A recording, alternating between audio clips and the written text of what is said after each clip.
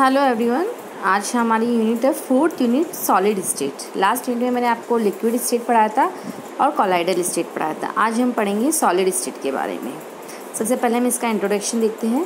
सामान्यतः जो पदार्थ होते हैं वो गैसीय, द्रव और ठोस अवस्थाओं में पाए जाते हैं। प्रत्येक अवस्था में पदार्थ की कुछ कैरेक्टरिस्टिक प्रॉपर्टीज़ होती हैं। गैसीय और जो द्रव अवस्था थी उसके बारे में हम लास्ट चैप्टर्स में देख चुके हैं। इसमें हम सॉलिड स्टेट के बारे में पढ़ेंगे। ठीक है, सॉलिड स्टेट में से भी स्पेशली क्रिस्टलीय स्टेट में जो होते हैं उन कंपाउंड्स के बारे में या उन यौगिकों के बारे में हम स्टडीज़ करेंगे। पदार्थों की ठोस अवस्था की पहचान उसकी इनकम्प्रेसिबिलिटी, रिजिडिटी और हार्डनेस से की जाती है। क्योंकि जब सॉलिड है, सॉलिड मीन्स आपको हार्ड लगेगा। अतः स्पष्ट है कि ठोस अवस्था में अवयवी कण निकटतम स्थिति में होते हैं, कॉम्पैक्ट स्ट्रक्चर बनाते हैं और उनके बीच के जो बंध होते हैं वो प्रबल होते हैं, इसलिए बिल्कुल भी गति नहीं कर पाते हैं और उनका आकार और आयतन स्थिर होता है। तो ये आपके सॉलिड जो होते हैं उनकी कुछ स्पेसिफिकेशन है कि सबसे पहले जो अवयवी कण होते हैं वो बहुत नज़दीक होते हैं, आपस सघन संरचना बनाते हैं, कॉम्पैक्ट होते हैं और इनके बीच के जो बॉन्ड्स होते हैं वो इतने स्ट्रॉन्ग होते हैं कि बिल्कुल भी गति नहीं कर पाते हैं। सामान्यतः जो क्रिस्टल ठोस होते हैं उनको हम दो भागों में बांटते हैं, क्रिस्टलीय और अक्रिस्टलीय। सबसे पहला है क्रिस्टलीय ठोस। कुछ ठोस पदार्थ जैसे कि potassium chloride, sodium chloride, sodium sulphate, शक्कर, गंधक आदि में असंपीडितता, दृढ़ता, कठोरता आदि के गुणों के अतिरिक्त एक को लाक्षणिक गुण पाया जाता है, वो है इनका निश्चित ज्यामितीय रूप। इट मीन्स जो क्रिस्टलीय ठोस होंगे वो उनका आपको ये होगा कि उनका जो ज्यामिति होगी वो एक तरीके से बिल्कुल निश्चित होगी। ये पदार्थ क्रिस्टलीय ठोस कहलाते हैं। एक्स किरण की विवर्तन विधियों द्वारा यह ज्ञात किया गया कि क्रिस्टलीय ठोसों में अवयवी कणों की एक व्यवस्थित संरचना होती है जो कि तीनों विमाओं और संपूर्ण क्रिस्टलीय संरचनाओं में पाई जाती है। क्रिस्टलीय ठोसों को ही वास्तविक ठोस माना जाता है। सेकंड आता है आपका अक्रिस्टलीय ठोस। कुछ ठोस पदार्थ जैसे कांच, प्लास्टिक, रबर, रॉल, रेजिन आदि कठोर और असंपीडित तो होते हैं, परंतु इनका कोई निश्चित ज्यामितीय रूप नहीं पाया जाता है। ये पदार्थ आपके अक्रिस्टलीय ठोस कहलाते हैं। अक्रिस्टलीय ठोसों में अवयवी कणों की कोई निश्चित व्यवस्थित संरचना नहीं होती है।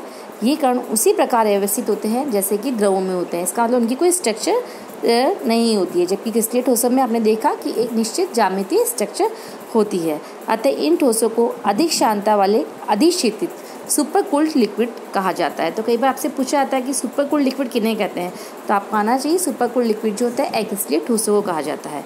इन्हें वास्तविक ठोस नहीं माना जाता है। नेक्स्ट है हमारा टॉपिक क्रिस्टलीय और अक्रिस्टलीय ठोसों में अंतर। अब हम अंतर पढ़ेंगे। सबसे पहले हम देखेंगे ज्यामिति के हिसाब से। जैसा कि ऊपर बताया कि क्रिस्टलीय ठोसों का एक निश्चित ज्यामितीय रूप होता है तथा अवयवी कणों की एक योजनानुसार नियमित आंतरिक व्यवस्था होती है। अक्रिस्टलीय ठोसों का कोई निश्चित ज्यामितीय रूप नहीं होता है तथा अवयवी कणों की कोई नियमित आंतरिक व्यवस्था नहीं होती है। सेकंड है गलनांक। क्रिस्टलीय ठोसों का एक निश्चित व तीक्ष्ण गलनांक होता है, जबकि अक्रिस्टलीय ठोसों का कोई निश्चित व तीक्ष्ण गलनांक नहीं होता है। क्रिस्टलीय ठोसों और अक्रिस्टलीय ठोसों के शीतलन वर्ग भी समान नहीं होते हैं। इन दोनों के शीतलन वर्ग जो कूलिंग का होंगे वो भी समान नहीं होंगे। क्रिस्टलीय पदार्थ का जो शीतलन वृत्त होता है वो डिसकंटिन्यूअस होता है। वृत्त जैसे आपको डायग्राम में दिया गया ए से बी तक ताप स्थिर रहता है, फिर ए पदार्थ पर क्रिस्टलन प्रारंभ होगा और बी पर पूर्ण हो जाएगा। शीतलन की प्रक्रिया में होने वाली ऊष्मा की कमी पदार्थ के क्रिस्टलीकरण से निकलने वाली ऊष्मा से संतुलित हो जाती है। परिणामस्वरूप ताप में कोई परिवर्तन नहीं होता और एक आपको क्षैतिज रेखा मिलती है ए बी। दूसरे शब्दों में ठोस बिंदु बी पर गलना प्रारंभ करता है तथा ए पर गलन की प्रक्रिया पूर्ण हो जाती है। बिंदु बी या ए पर ताप ठोस का गलनांक होगा। अतः क्रिस्टलीय ठोसों का एक निश्चित गलनांक होता है। अक्रिस्टलीय पदार्थों का जो शीतलन वृत्त होता है वो कंटिन्यूअस होता है। इन पदार्थों में क्रिस्टलन की प्रक्रिया नहीं होती है और इनका निश्चित गलनांक नहीं होता है। तो आपको ये दोनों कर्व दिखा रखे हैं। फर्स्ट वाला जो कर्व है वो क्रिस्टलीय पदार्थों के लिए है, सेकंड वाला जो कर्व है वो अक्रिस्टलीय पदार्थों के लिए है। फिर आता है आइसोट्रोपी एंड एनिसोट्रोपी। अक्रिस्टलीय ठोसों के अध्ययन से ज्ञात होता है कि उनके कुछ गुण जैसे ऊष्मा विद्युत चालकता, यांत्रिक सामर्थ्य, कठोरता, तनन आदि मापन की प्रत्येक दिशा में समान रहते हैं। उदाहरणतः कांच एक ऐसा ठोस है जिसका अपवर्तनांक प्रत्येक दिशा में समान होता है ऐसे पदार्थ समदैशिक कहलाते हैं तथा ये जो गुण होता है वो समदैशिकता का कहलाता है। सभी क्रिस्टलीय पदार्थ तथा घनीय समुदाय के क्रिस्टल समदैशिक होते हैं। यदि ऊष्मा, विद्युत चालकता, कठोरता, अपवर्तनांक, त्वरण आदि गुणों को क्रिस्टलीय पदार्थ में अगर हम भिन्न भिन्न दिशाओं में नापें तो उनके मान भिन्न भिन्न प्राप्त होते हैं। ये पदार्थ जो होते हैं उन्हें हम बोलते हैं विषमदैशिक। क्रिस्टलीय पदार्थों में अवयवी कणों की नियमित व्यवस्था का कारण ही एक द्विविमीय नियमित व्यवस्था द्वारा समझाया जा सकता है। जैसे ये द्विविमीय व्यवस्था है क्रिस्टल की। आप इस डायग्राम में देख रहे हैं कि जो क्रिस्टलीय पदार्थ में उपस्थित दो प्रकार के कणों की एक नियमित व्यवस्था दिखाई गई है। माना कि ठोस के अपवर्तनांक का अध्ययन करना है तो इसके लिए हम प्रकाश पुंज को डीबी तथा सीए दिशा में से गुजारते हैं। डीबी ये है और सीए आपको हॉरिजॉन्टल दी गई है। सीए दिशा में से गुजारने वाले प्रकाश पुंज की पारस्परिक क्रिया केवल एक प्रकार के कणों से होती है, जबकि डीबी दिशा में दोनों प्रकार के कण एकांतर क्रम में पंक्तिबद्ध हैं। प्रकाश पुंज की गति पर पड़ने वाले प्रभाव दोनों दिशाओं में भिन्न भिन्न होते हैं। इस प्रकार कठोरता या तनन के मापन के लिए लगाए गए बल का प्रतिरोध दोनों दिशाओं में भिन्न भिन्न होगा, क्योंकि सीए दिशा में विकृति एक ही प्रकार के कणों के कारण होती है, जबकि डीबी दिशा में विकृति दोनों प्रकार के। क्योंकि सीए दिशा में जो पारस्परिक क्रिया हो रही है वो हम देख रहे हैं कि एक ही प्रकार के कणों से हो रही है, ठीक है, और डीबी दिशा में दोनों प्रकार के कणों से हो रही है। तो जो विकृति भी आएगी सीए में वो एक ही प्रकार के कारण आएगी, जबकि डीबी में दोनों प्रकार के कणों के कारण आएगी। अक्रिस्टलीय पदार्थों में अवयवी कणों की कोई नियमित व्यवस्था नहीं होती है। आपने देखा कि जो कोई भी अक्रिस्टलीय पदार्थों में कोई भी नियमित व्यवस्था नहीं होती है, सारे कण अव्यवस्थित रहते हैं। अतः प्रत्येक दिशा में प्रकाश पुंज अथवा लगाया गया बल दोनों के कारण पारस्परिक क्रिया करेगा और उससे उत्पन्न प्रभाव भी समान होगा।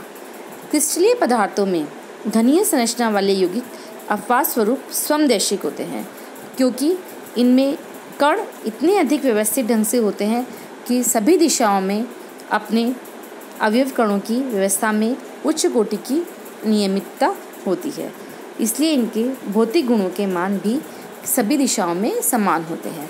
क्रिस्टलीय पदार्थों में तो क्या होता है, समदैशिक होते हैं, इसलिए इनके कण जो होंगे वो बहुत अच्छे व्यवस्थित ढंग से होते हैं, जबकि अक्रिस्टलीय पदार्थों में कोई व्यवस्था नहीं होती है।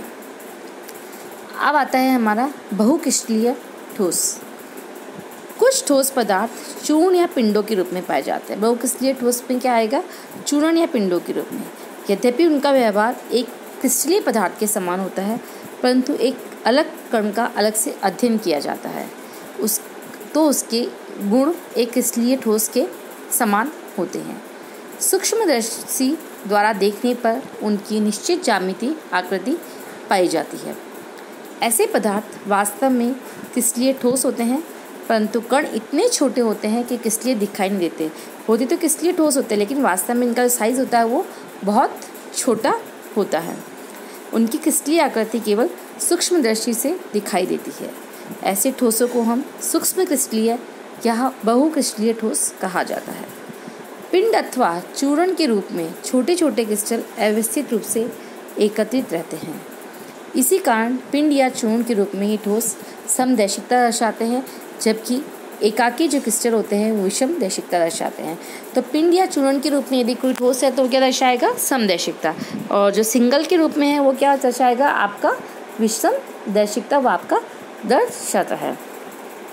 धातुएं कभी कभी बहुक्रिस्टलीय ठोस के रूप में भी पाई जाती है।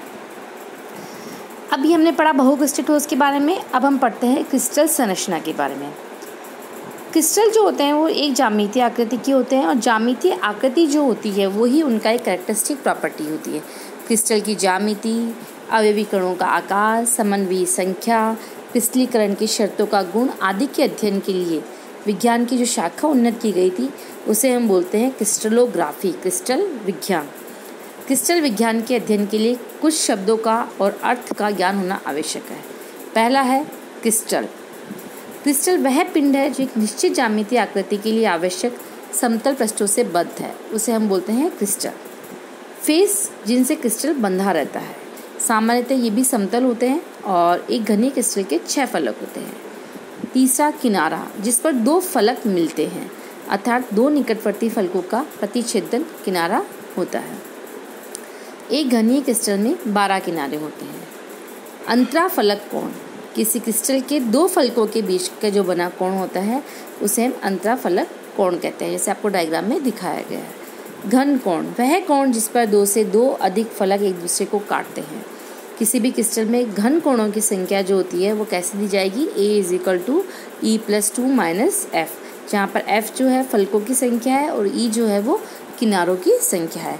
तो इसे हम बोलते हैं क्रिस्टलोग्राफी। क्रिस्टल, फलक, किनारा, अंतराफलक कोण और घन कोण। नेक्स्ट हमारा आता है त्रिविम चालक। एक क्रिस्टल में परमाणुओं, आयनों अथवा अणुओं की आपेक्षिक स्थिति सामान्यतः बिंदुओं द्वारा व्यक्त की जाती है। इन बिंदुओं के द्वारा एक निश्चित ज्यामितीय रचना का निर्माण होता है जिसे जालक कहते हैं। त्रिविम में इन बिंदुओं की क्रमिक व्यवस्थित संरचना त्रिविम जालक कहलाती है। यदि एक सरल रेखा में दूरी A पर समान बिंदु बार बार आते हैं तो यह एक विमीय जालक है। इसका उदाहरण एक सड़क पर बराबर दूरी से एक बिजली के खंभे का लगा होना होता है। जैसे कि इस प्रकार बिंदुओं का समूह किसी तल में बार बार आना, उसे हम द्विविमीय जालक का निर्माण करते हैं, जैसे दीवार पर चिपकाने वाले कागज या मछलिका पकड़ने वाला कागज।